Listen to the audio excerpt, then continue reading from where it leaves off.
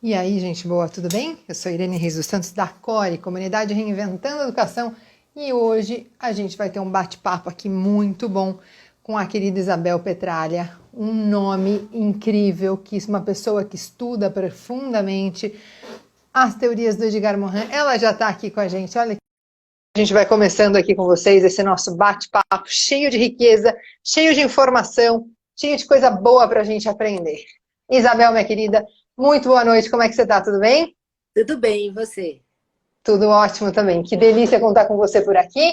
Já tem um monte de gente chegando, um monte de gente boa chegando aqui na nossa casa para ouvir a gente. Que bom. Uma honra estar com você, aprender com você, para além dos livros, isso é muito bom, muito gostoso, para além dos vídeos, tantos vídeos que você tem gravado por aí para ajudar a gente também.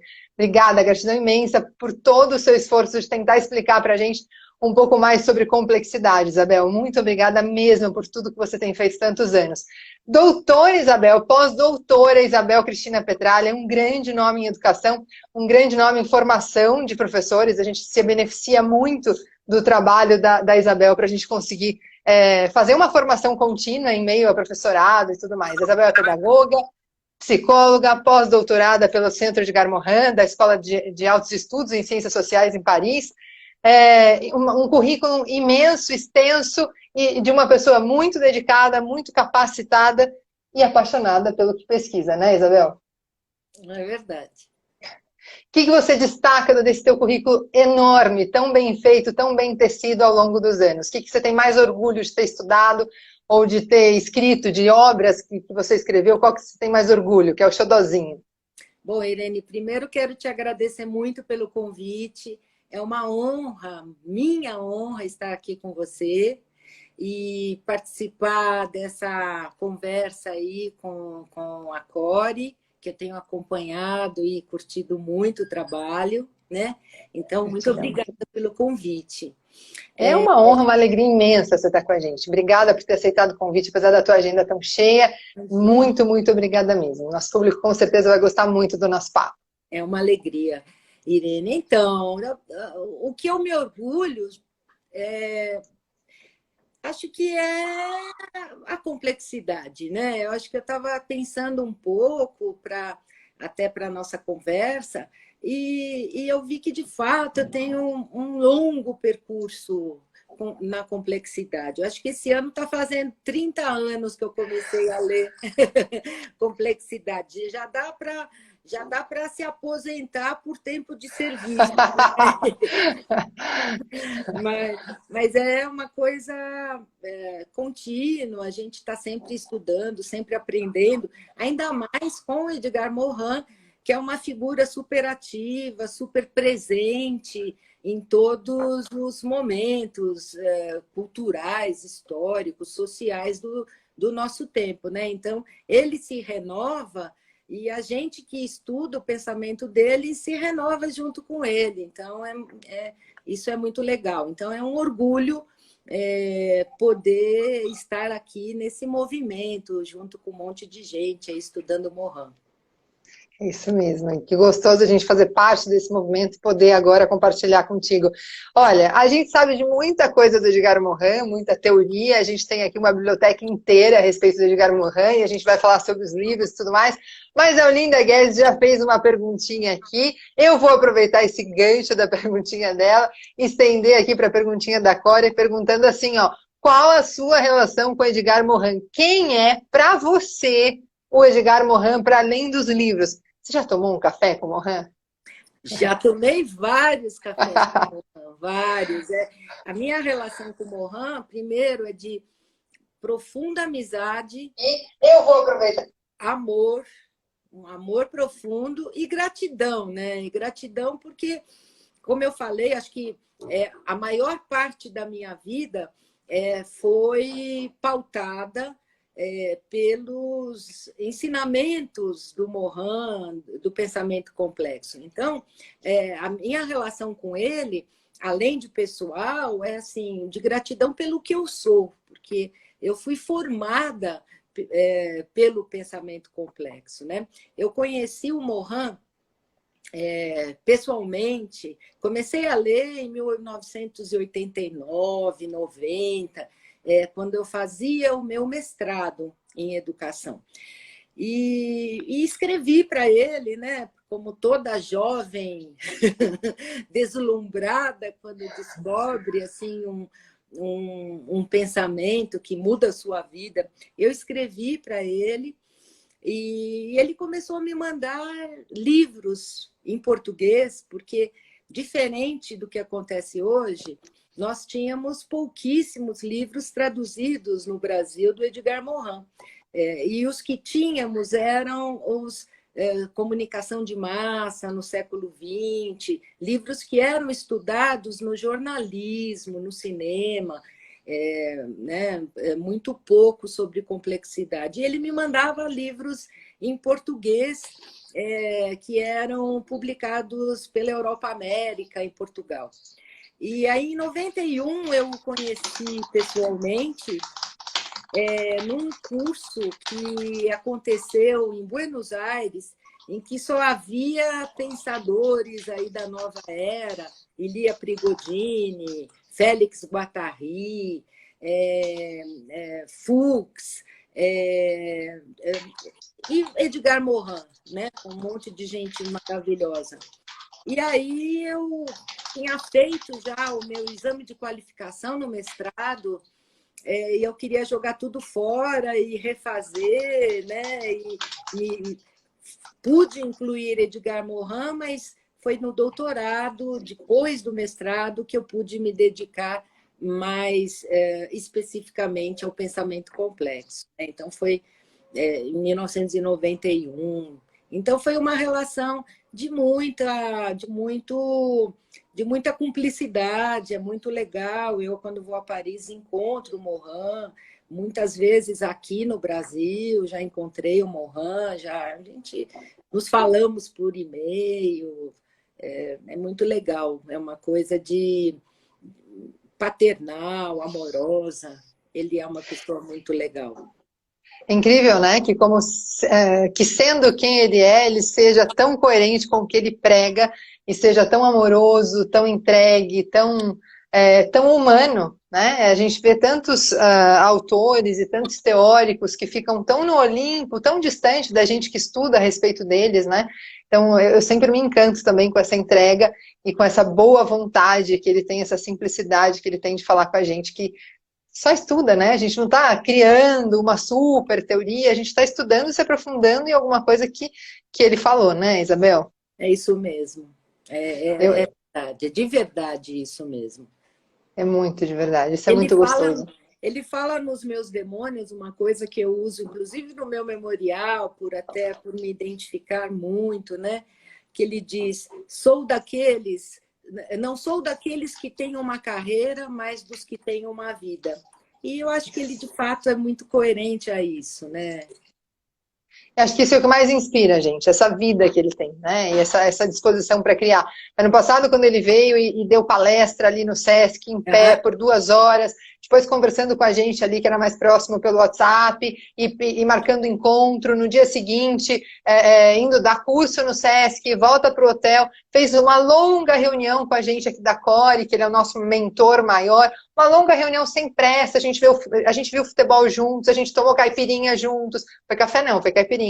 Foi maravilhoso o encontro, foi uma entrega, uma amorosidade, um carinho, um afeto, que poucas vezes a gente vê, e é muito gostoso a gente ter ali a pessoa do livro, mas a pessoa, né? É muito, muito gostoso. É verdade, ele é mesmo, ele é uma pessoa de carne e osso, isso que é muito legal. E isso é uma coisa que a gente aprende, né?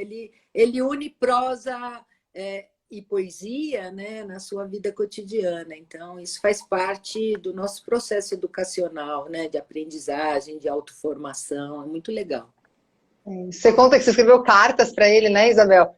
O meu contato com ele começou pelo Facebook, ele divulgou uma notinha no Facebook dizendo que precisava de um tradutor, e eu podia jurar que era uma secretária que estava escrevendo, era um apoiador, alguma coisa assim. Não, era ele mesmo, e foi aí que começou a nossa relação, pelo Reinaga, né, que na época estava vivo ainda, do Multiversidade de Edgar Morin, e que foi fazendo essa ponte, essa mediação e tal. Eu nunca podia imaginar que era ele mesmo que dava conta das redes sociais, né? E quando a gente teve essa oportunidade de falar sobre isso, é ele mesmo. Quem tem dúvida, a gente não tenha dúvida. É ele mesmo que está lá no Twitter, é ele mesmo que coloca tudo lá. Não tem nenhum assessor. Vários momentos, em vários momentos do dia. Agora ele é um adepto ferrenho do Twitter, né? Exato. É muito gostoso ver isso. Ô, Isabel, por que dedicar? Você falou, olha, são 30 anos, já podia me aposentar até, só pensando, né, no tanto de tempo dessa dedicação aos estudos da complexidade, mas por que dedicar uma vida inteira aos estudos da complexidade? Como é que isso mudou tanto assim a tua vida? Porque isso mudou a minha vida. Eu acho que você já deu a resposta, né? É uma coisa assim, tem momentos até que eu acho que seria legal eu ter uma resposta mais pontual, menos complexa, mais objetiva e menos subjetiva, ou até mais linear, né? Mas, como eu falei, eu fui formada no pensamento complexo. Então, a minha vida eu não consigo pensar diferente disso, sabe? Diferente de muitos que não conseguem sair da caixinha, eu não consigo entrar na caixinha. Eu até gostaria de ter essa capacidade de ir e vir, mas eu não tenho. Eu formei a minha vida intelectual, foi a partir do pensamento complexo. Foi o que fez sentido na minha vida quando eu estava em fase de formação, como eu falei, quando eu estava fazendo o mestrado. Então, isso me fez sentido. Foi isso que ajudou a formar a minha visão de homem e mundo. Então, hoje eu não consigo pensar de um jeito que seja diferente desse, sabe? Que seja complexo, e o complexo que leva a problema e não a solução, como diz Edgar Morin, né? Porque muitas vezes eu gostaria mesmo de uma resposta linear, já resolvia, mas não é assim. Então é isso que faz sentido para a minha vida e que legal que a minha vida pôde tomar esse rumo. A complexidade me ajudou a me tornar uma pessoa mais feliz. Eu sou uma pessoa muito feliz, graças a Que Deus. lindo. Para nossa sorte, porque gente feliz produz bastante e compartilha o que sabe. Para nossa sorte, você é essa pessoa feliz. Que bom, Isabel. Isabel, você faz uma diferença, e o Morin coloca isso também, entre o holístico e o complexo. Mas aí né, você fez, nessa obra, o olhar que olha holística e educação, em outras tantas das suas obras e dos seus estudos e das suas contribuições, o que você acha que há de mais relevante para a aplicação prática na educação, seja ela básica ou ensino superior? É muito interessante a tua pergunta, porque, na verdade, foi o foco desse livro que foi fruto da minha tese de doutorado. E, na ocasião, eu tive a oportunidade de conversar com ele. Porque eu não sei se é o caminho de todos, mas foi o meu caminho. Quando eu buscava romper com a fragmentação do conhecimento que acontecia e acontece ainda na educação, a hiperespecialização, que compartimenta, que divide em disciplinas, né? Era isso, como professora, que me causava estranhamento e que eu queria mudar. Então, a partir daí, eu comecei a ler tudo o que ia em busca da totalidade, da rejeição à fragmentação. E aí eu me deparei com muitas leituras sobre holismo, ou holística, né, como queira. E aí eu comecei a ver que havia semelhanças, mas eu sentia intuitivamente que havia algumas diferenças. E foi aí que eu me debrucei, então, no meu doutorado, e conversando com ele, com o Morin, aqui, isso em 1996, eu acho, acho que foi 96, 95, quando eu estava... 95, 96, quando eu estava definindo o meu objeto, eu defendi o meu doutorado em 98, eu conversei com ele sobre isso e ele achou que era muito importante se mostrar essas diferenças, que haviam sim, que eu tinha razão, e que essas diferenças deviam ser trabalhadas porque eram motivo de muitas confusões. E ele fala isso no método em alguns momentos, no Ciência com Consciência, né? Então, a gente foi trabalhando nessa direção.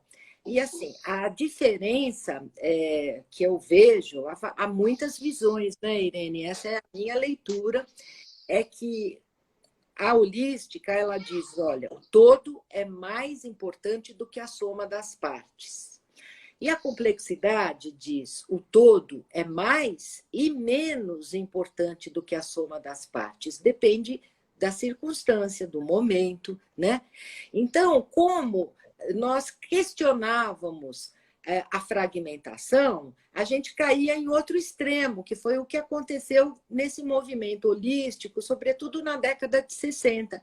A gente acabou caindo no outro extremo, sai da fragmentação e cai na totalidade. E só a totalidade também é reducionista, também é parcial. O ideal é, como a gente acredita, a complexidade que diz que há momentos que o todo é mais importante e há momentos que a parte é o mais importante, assim como Morin cita muitas vezes o Pascal, quando diz é impossível conhecer as partes sem conhecer o todo, assim como é impossível conhecer o todo sem conhecer as partes.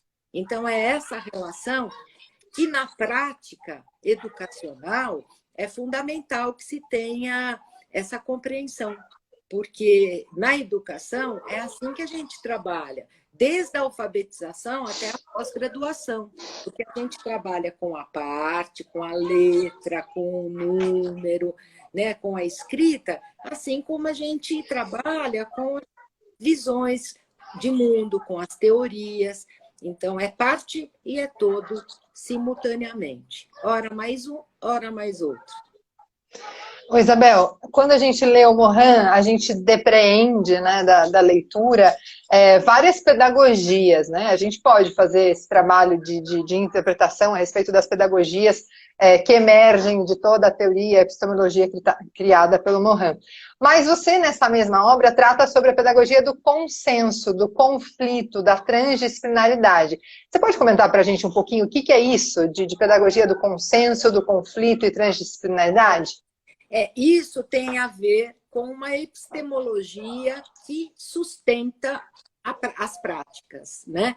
Então, assim, na educação, não há teoria sem prática, assim como não há prática sem teoria, como já disse Paulo Freire. E eu entendo que a complexidade é uma epistemologia que pressupõe uma pedagogia do conflito. Quem cunhou essa pedagogia do conflito foi o Paulo Freire e o Moacir Gadotti.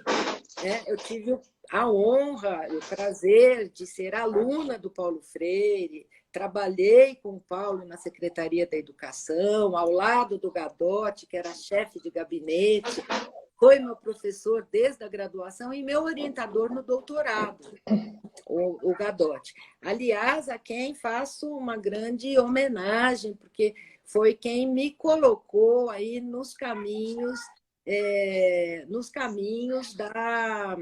da universidade, da ciência, da pesquisa científica, né?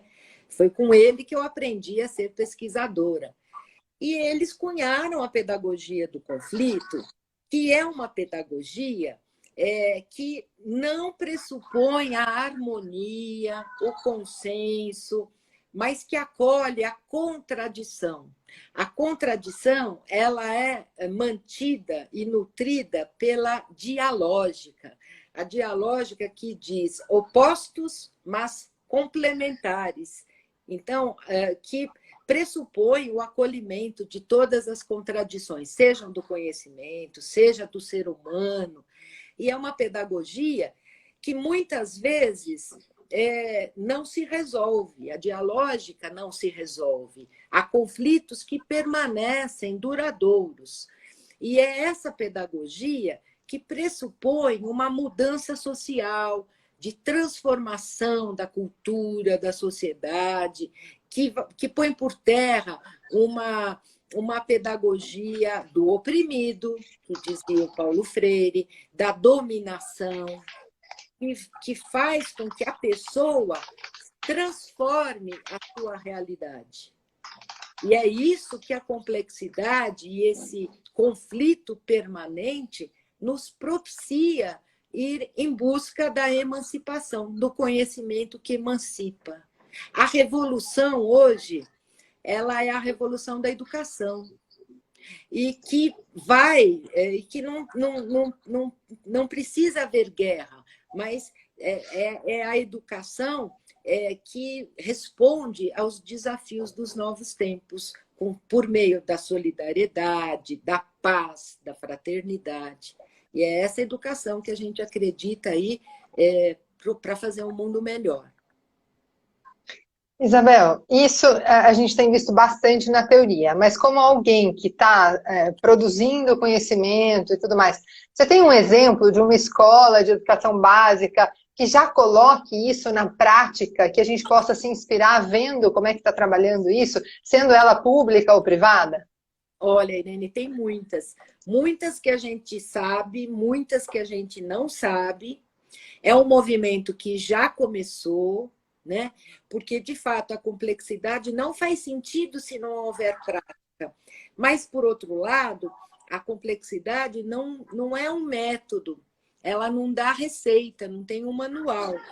Então, tem muitas escolas, muitos educadores que começam, como diz o próprio Morin, a partir das brechas e vai fazendo por meio de atitudes marginais que precisam ser conjugadas, precisam ser interconectadas com outras. Mas, assim, tem um exemplo que eu gosto sempre de dar, porque é uma escola que trabalha há muito tempo.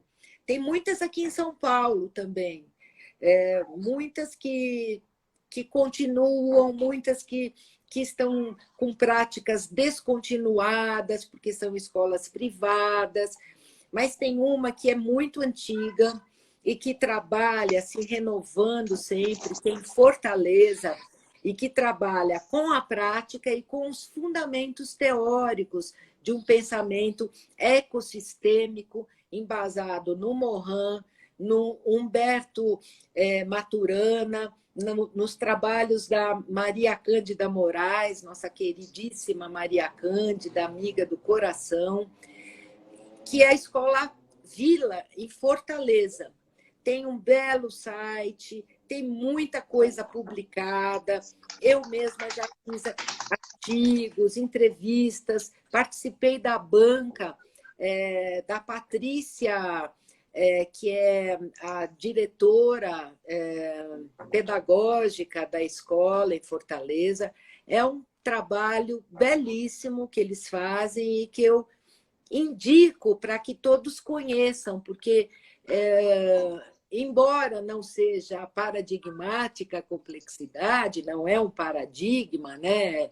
É uma teoria, uma epistemologia, portanto, não segue o modelo, mas eu acho que esse é um exemplo que a gente pode conhecer, porque a gente se beneficia conforme a gente conhece e aprende. Sugiro que os seus interlocutores deem uma olhada, é uma escola muito legal, chama Escola Vila, em Fortaleza, no estado do Ceará. Bacana, já dei um Google, já entrei aqui no Google, já peguei o link, depois a gente vai compartilhar com certeza para a gente entender um pouco mais como é que funciona isso na prática. Mas, Isabel, eles conseguiram sair daquela caixinha tão limitante das disciplinas? Porque esse é o maior trabalho, né? Ou o primeiro grande desafio, talvez, né? Eu acho que a gente tem o desafio das perguntas, de formar para fazer perguntas, porque a gente quer sempre as respostas, não ter medo da construção de perguntas e do percurso que isso demanda também. E o outro grande desafio, eu acho que é esse do se livrar dessa limitação do história, português, geografia, matemática. Isso mesmo. Eles trabalham com áreas do conhecimento, árvores do conhecimento, com atividades práticas que integram os conceitos teóricos, né? É uma escola que tem bichos, né? Tem artesanato, tem horta, tem coleta seletiva, não agora, desde a década de 70, né, que eles já fazem um trabalho de reciclagem, eles têm oficina, eles colocam na prática pedagógica os conteúdos teóricos que vão de maneira transdisciplinar, abrindo por meio de projetos. Eles têm marcenaria, eles têm muitas atividades, plantação, horta, é uma coisa muito interessante. Eles têm a parte prática e teórica em conjunto. E tem, por exemplo, no site deles, tem muitos depoimentos de alunos dizendo o quanto eles conseguiram, nessa escola, sair da caixinha, né? E não conseguem mais pensar de maneira linear. Por isso que eu sugiro que deem uma olhadinha lá no site, procurem lá, tem muitas publicações, né, das pessoas que cuidam da escola, que cuidam pessoalmente, né, que é a fundadora e a Patrícia, né, a mãe e filha, Patrícia Lima Verde, elas trabalham pessoalmente, estudando dia a dia como podem fazer isso na prática de maneira bem transdisciplinar. Acho bem legal. Isabel, você sabe que a gente está aqui em São Paulo, a Core está aqui em São Paulo e atende várias escolas aqui em São Paulo também, no Brasil inteiro, mas o nosso principal foco de atuação é São Paulo. Eu queria que você me desse uma dica de alguma escola que você saiba aqui de São Paulo, você falou que tem várias, algum nome aqui de São Paulo que você pudesse sugerir para a gente uma visita, um contato, alguma coisa assim. Olha, tem o Projeto Âncora, que trabalhava muito legal. Tem algumas escolas públicas que trabalham de maneira... eu não saberia te dar um nome de uma pública agora, mas o Projeto Âncora é uma legal. Olha, o próprio Sistema S do SESC, Senac, também trabalha com pressupostos. No próprio Rio de Janeiro, a escola SESC, desculpa, também é embasada na complexidade do Edgar Morin.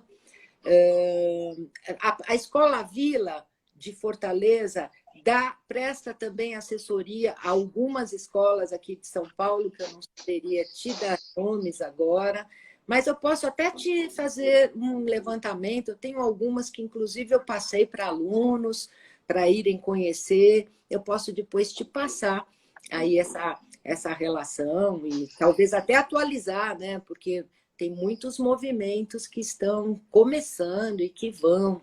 Eu sei que a rede municipal de ensino também de São Paulo tem feito um trabalho muito interessante com a questão de justiça curricular, que indo ao encontro também da prática freiriana, né? A professora Branca Jurema Afonso, da PUC, nos colocou isso recentemente, esse trabalho que tem sido desenvolvido na rede municipal aqui de São Paulo, e que também vai ao encontro aí da contextualização, da busca da realidade, que fazem parte. Por isso que eu digo, há muitas que fazem, muitas vezes, sem dar nome para isso, sabe? Para essa prática. Ou com outros nomes, o que não tem nenhum problema. O que precisa é fazer, né? Efetivamente. Exatamente, exatamente.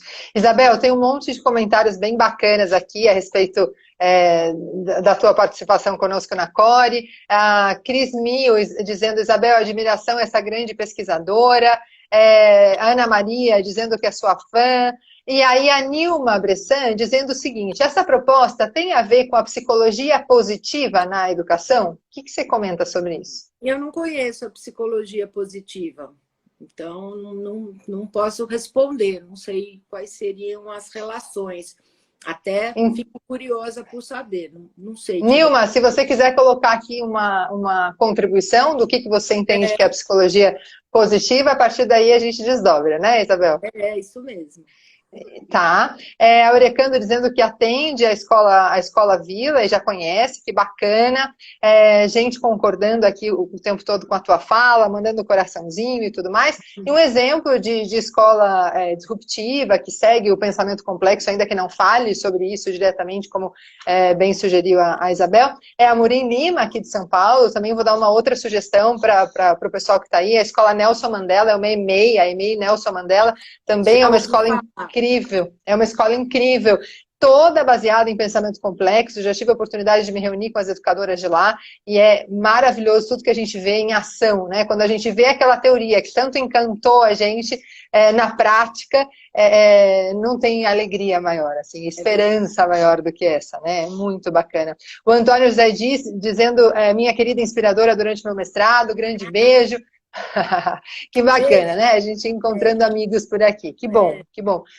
Isabel, sempre que alguém me faz a pergunta, né? O que você faria se dinheiro não importasse?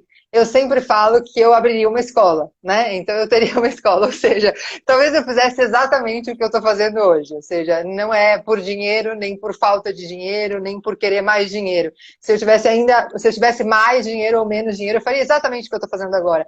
E você tem, e eu penso sempre que eu posso cogitar a ideia de abrir uma escola, eu penso no que seria a minha escola ideal, né? O que seria a sua escola ideal? Você já teve a oportunidade de abrir alguma escola? E o que seria a sua escola ideal? Eu vou ser sua sócia. Venha! Olha essa profecia no ar, adorei. Vou ser sua sócia. Porque é isso, eu já tive, inclusive, perspectivas, estudos para fazer isso em universidade, né? Sim. Porque eu acho que escolas a gente até já tem alguns exemplos, né? Você mesma trouxe alguns, eu trouxe outros. Agora, eu gostaria de ver isso na universidade que é tão departamentalizada, né? Então, de que maneira a gente faz isso? Então, o meu sonho, se eu não precisasse de dinheiro, seria efetivamente criar essa universidade do pensamento complexo. Já existem alguns exemplos dessa natureza, né? Mas seria a nossa universidade do pensamento complexo.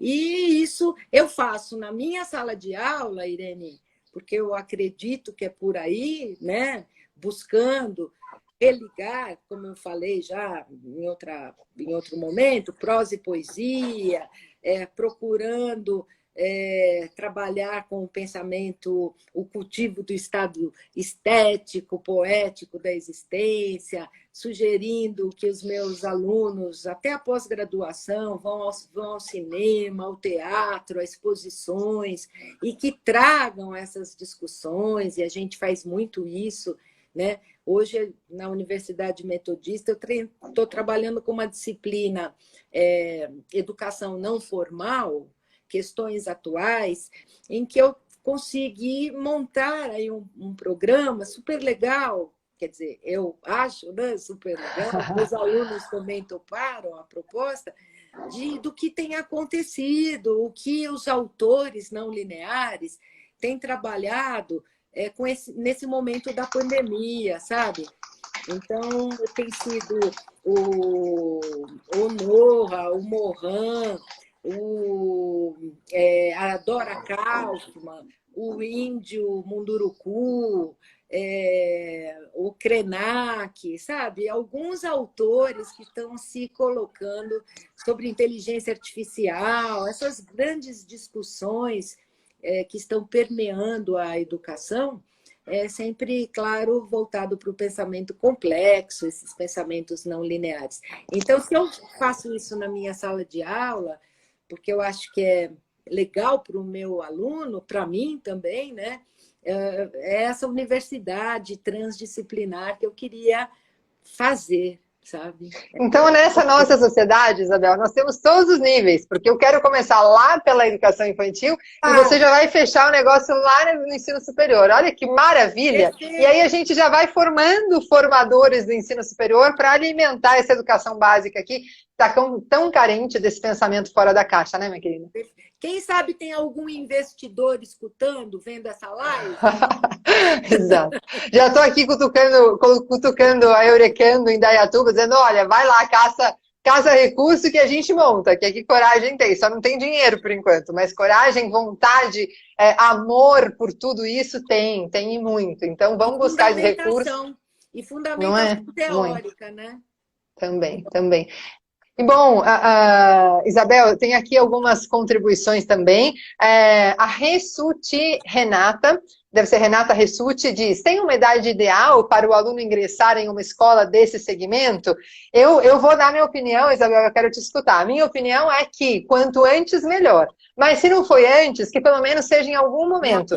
Porque o que vai acontecer se for mais tarde é que o aluno pode em algum momento perguntar para o professor que é disruptivo e que segue essa linha, né, de pensamento posto em prática. O aluno vai perguntar: mas professor, você não vai dar aula, não?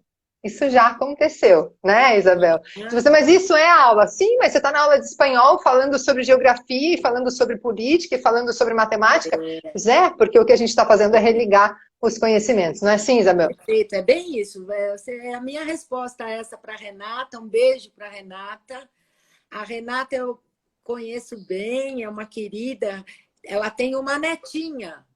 Por isso que ela está fazendo, eu acho, essa pergunta. Eu acho também que é desde a educação infantil, o quanto antes, mas se não é possível, que seja em algum momento. É essa a minha resposta também, Irene. Vai ao encontro da sua leitura também. Bacana, Isabel. Aqui tem outras contribuições. A Ju Dantas, dizendo que nunca ouviu falar sobre esses autores. Ju, vem com a gente, dá um Google aí no nome da Isabel, você vai ver Isabel Petralha, você vai ver todo o repertório que a Isabel traz pra gente, que não é só Morin, ela traz muito repertório de pensadores muito bacanas. Mas olha, só de Morin, a gente tem vários aqui, eu trouxe vários para vocês poderem olhar rapidamente, né? No site da Core, no Instagram da Core, tem lá um monte de menção a todos esses livros. Tenho certeza que a Isabel tem aí uma biblioteca maior até do que a minha. E a gente tem que ler tudo isso aqui, ó, tudo isso aqui e mais um pouquinho, para a gente começar a entender tudo que esse homem fez, né? O Clóvis de Barros fala uma coisa a respeito do Bourdieu, que é claro que é difícil entender Bourdieu, mas olha só, o cara fez a teoria, então a gente precisa tentar entender a respeito dela. E em relação ao Morin, nem tudo é muito fácil, não. Há trechos e há momentos que a gente tem que ler 2, 3, 10 vezes. Vai lá e consulta Isabel, que escreveu vários estudos a respeito dos estudos do Morin e vê lá o que a Isabel diz.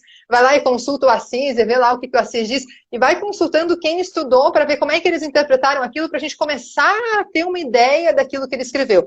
Nem tudo é fácil. Mas quando você pega o amor por essa teoria, você não quer mais parar nunca mais, né, Isabel? É verdade. E às vezes não é coisa difícil. Às vezes é coisa muito fácil que a gente pensa quando a gente lê e fala: eu já pensei isso, né? Então, ele só elabora muitas vezes as coisas que a gente pensa, acredita, compreende, mas nunca pensou a respeito. Então, é uma visão, é uma teoria, e como toda teoria, é um modo de interpretar a realidade, né? E que vai ao encontro ou não da nossa visão de mundo, né? Então, quando vai, é fácil da gente entender. Exatamente. Tem, Judantas, ele tem mais livros mais tranquilos para começar? Tem. Olha, gente, começa lá pela Introdução à Complexidade. Veja, se você é educador, eu acho que um livro muito gostoso para saborear é A Cabeça Bem Feita, também é bem bacana. Os Sete Saberes foi feito realmente para a gente pensar a educação do futuro, então com uma linguagem para educador, e o livro que inspirou a gente a criar a Core, né, que é o Reinventar a Educação. Ele escreve com Carlos Delgado, eu tive a honra de ser tradutora desse livro. Então, se você não leu nada do Morin ainda, pega esse livrinho aqui, ele faz citação de várias das obras do Morin, também vale muito a pena você degustar o Morin, começando por aí, né? Então, vai aí, você vai se aprofundando. E quanto mais você for se aprofundando, mais você vai gostar, mais você vai criar interpretações a respeito do que ele escreveu. E o melhor, eu acho, né, Isabel, mudar a sua prática. Quando você lê no livro, isso que a Isabel tão bem falou, quando você lê no livro alguma coisa que você já tinha pensado, você só não tinha conseguido elaborar daquele jeito, a identidade é imediata. Né? Você, nossa, mas é isso que eu acho, é com isso que eu estou de acordo. Né? A identidade é imediata, né, Isabel? Tem um livro também, além desses que você sugere, que são muito legais, que eu gosto muito, que é o Terra Pátria. Terra Pátria. É um livro de 1993 e que é muito atual. E nesse momento de pandemia, parece até um livro profético, porque é de 3 décadas quase, né? E que ele fala coisas assim, muito atuais. Vale a pena também. Nesse livro que ele vai falar para a gente, né, Isabel, também sobre o destino comum, né? Ele vai mostrar que nós somos comunidade de destino, a nossa terra-pátria é onde estamos todos, né? Então precisamos cuidar dessa terra. Como estamos cuidando? Como a nossa vida e a nossa existência impacta o nosso espaço? E como que a educação influencia em tudo isso, né? Para que serve, afinal, a educação, né, Isabel? Perfeito, é isso mesmo. Perfeito. A Marisa está dizendo aqui, eu tive a oportunidade de conhecer o Morin com a Isabel, a Marisa Eliseu. Ah, minha aluna na pedagogia há muito tempo. Que linda. A Ju Dantas dizendo que somos uma linda, muita emoção. Que linda. Obrigada, Ju Dantas. A Glória Galebe dizendo da pré-escola, ela ainda está retomando, né, o assunto do quando começar. Está dizendo, eu acredito que na educação infantil o pensamento complexo tem maior receptividade, até porque o foco está na formação humana.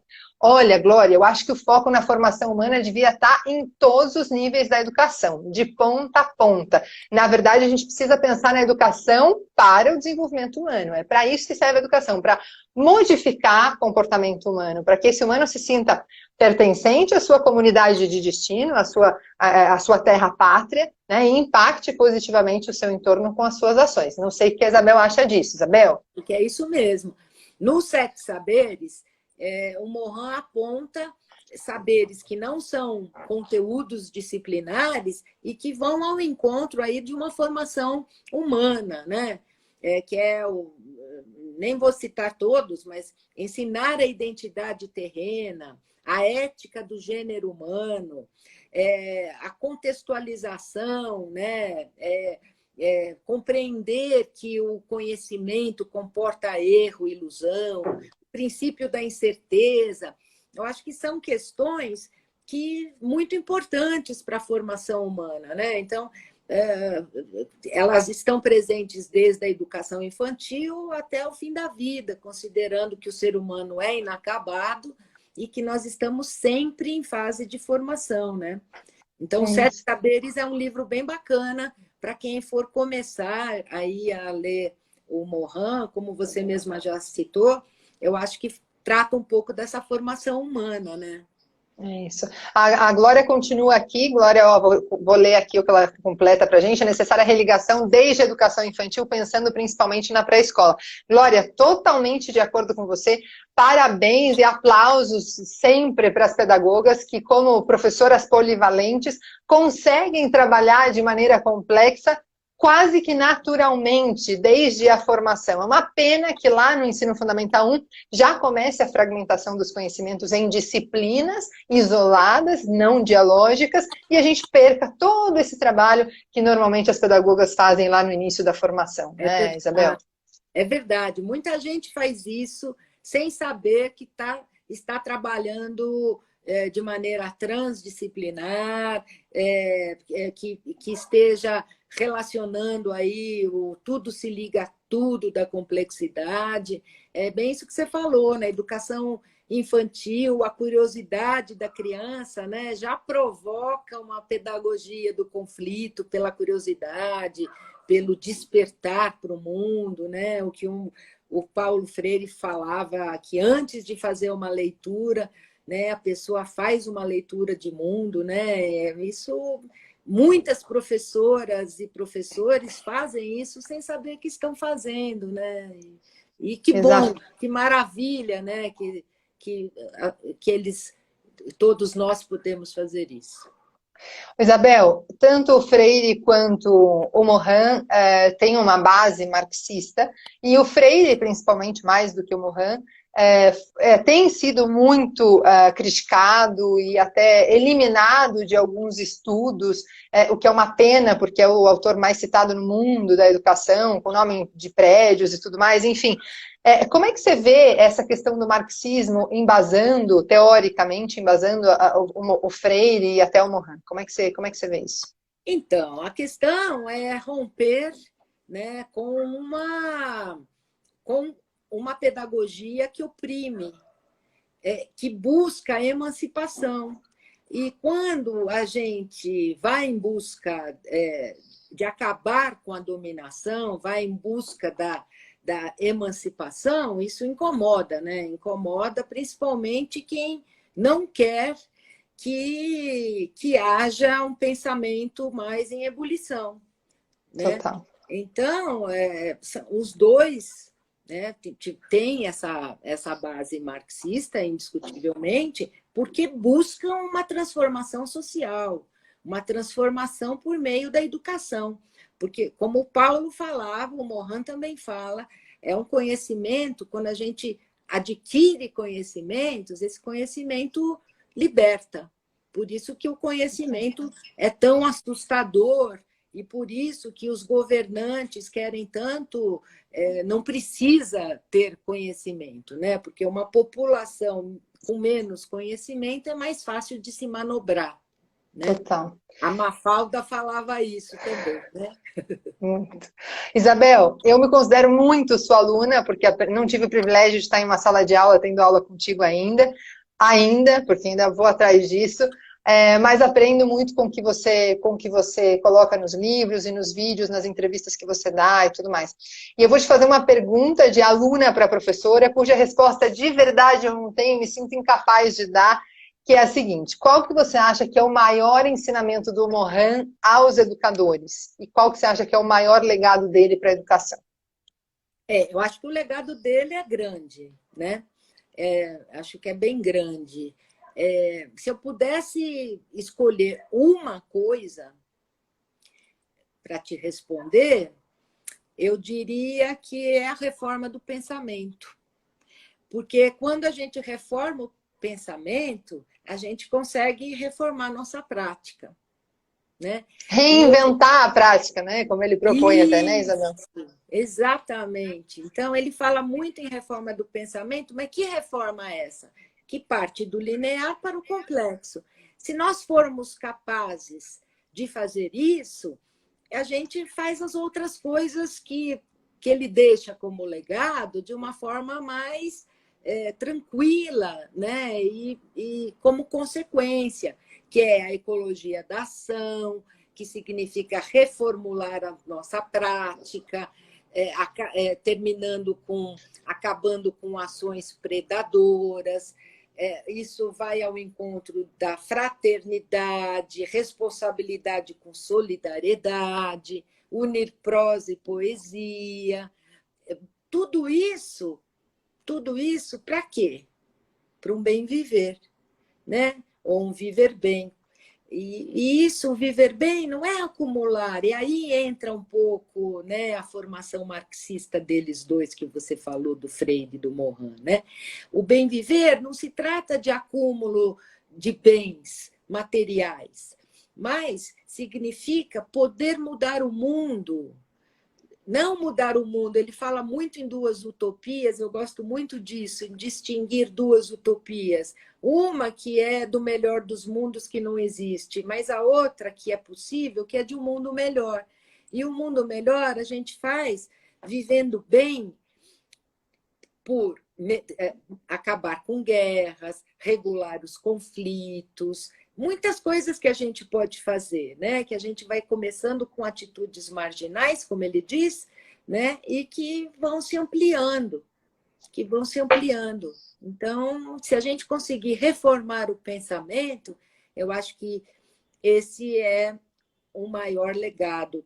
E onde que está isso é que você já apontou aí no Cabeça Bem Feita. Eu acho bem legal aí no Cabeça Bem Feita, ele provoca bastante essa discussão. Ele fala de um ensino educativo, que não basta ter uma cabeça cheia de conteúdos, mas uma cabeça bem feita, que é aquela que distingue os saberes, que contextualiza os saberes a partir da realidade do aluno, da pessoa, né? Para quê? Para que ela tenha um mundo melhor, mais feliz. É isso. Isabel, outubro é o mês das crianças e dos professores. A gente está com o tempo super esgotado, a gente vai precisar encerrar esse nosso encontro, já com convite para vários outros, porque a gente precisa muito aprender contigo.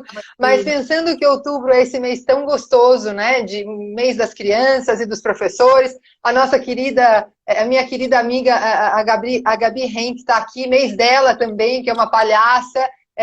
Que alegra a educação, que ensina a gente na psicologia. Então, um beijo, minha amiga querida, beijo para você também, para todo mundo de outubro. É um mês lindo, né? Criança. Você também, minha querida, olha isso. Então, olha que mês mais maravilhoso. Pensando nesse mês maravilhoso, que mensagem você deixa para todos nós, para a gente encerrar esse nosso encontro, querida? A mensagem que eu deixo não é do Mohan, mas é a partir do Mohan, de algo quando ele fala do viver bem. O que me ocorreu agora com esse viver bem é a mensagem de Santo Agostinho, falava que a nossa vocação primeira é ser feliz. Então, a mensagem que eu deixo é essa, que a gente possa ser feliz. E o ser feliz vai ao encontro dessa solidariedade, fraternidade, com responsabilidade, que é tão presente aí no dia a dia, no cotidiano do professor, né? Então, é isso. Sejamos Obrigada, felizes. minha querida. Sejamos muito felizes e satisfeitos com a nossa obra e com o nosso legado, com o nosso fazer cotidiano. Que todos os dias a gente consiga ser feliz com a nossa existência e com o impacto dessa existência e que ele seja positivo nessa nossa terra pátria, nessa comunidade de destino de que todos fazemos parte. Isabel, gratidão imensa, imensa. Vou precisar de você muitas outras vezes aqui para você continuar inspirando a gente, minha querida. Gratidão, viu? Valeu muito. Precisamos falar da nossa faculdade. Vamos, da nossa educação geral, assim, ó, desde o EMEI até ensino superior. Ô, Norberto, é com você vai ter que ajudar a gente. Agora já era, esse sonho já brotou. Beijo, gente. Valeu muito pela audiência, pelos comentários. Isabel, gratidão imensa. Até mais, gente. Tchau, tchau.